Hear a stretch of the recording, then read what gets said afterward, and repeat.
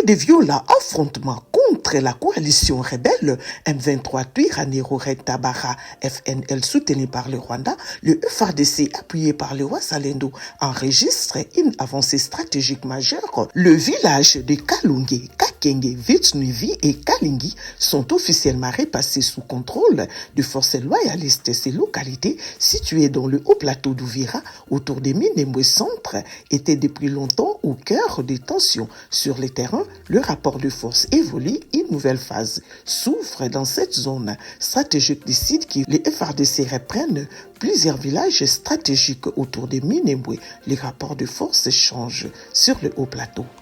Uvira, le Conseil provincial de sécurité confirme le retour de la paix et déplore 1500 morts causés par le M23. La sécurité, la paix et l'autorité de l'État reviennent progressivement dans la ville d'Uvira, a confirmé mercredi le gouverneur du Sud Kivu, Jean-Jacques Purusi Sadiki, à l'issue d'une réunion du comité provincial de sécurité qu'il a présidé. Lors de cette session d'évaluation de la situation sécuritaire et humanitaire, le comité a déploré les énormes dégâts humains et matériels causés par le M23 soutenu par le Rwanda lors de l'occupation de la ville. Au moins 1500 personnes tuées, 300 000 personnes contraintes au refuge et d'importants dégâts matériels. Le comité a rassuré la population que, grâce aux efforts du président Félix Antoine Tshisekedi par sa diplomatie agissante et la détermination de forces de défense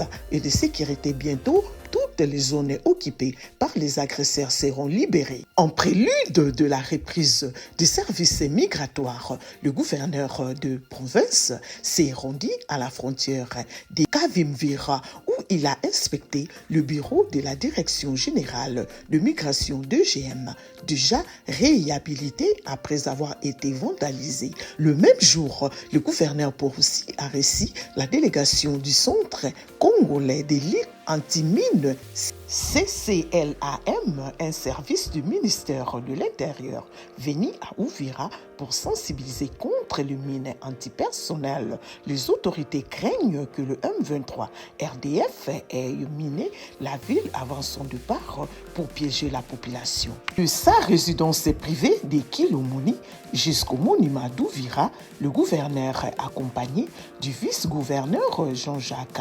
Elakano, de membres de son gouvernement, du maire intérimaire Kapenda Ifara et de la délégation du CCLAM, a communiqué avec la population en liesse tout en sensibilisant les habitants sur la protection contre les mines antipersonnelles.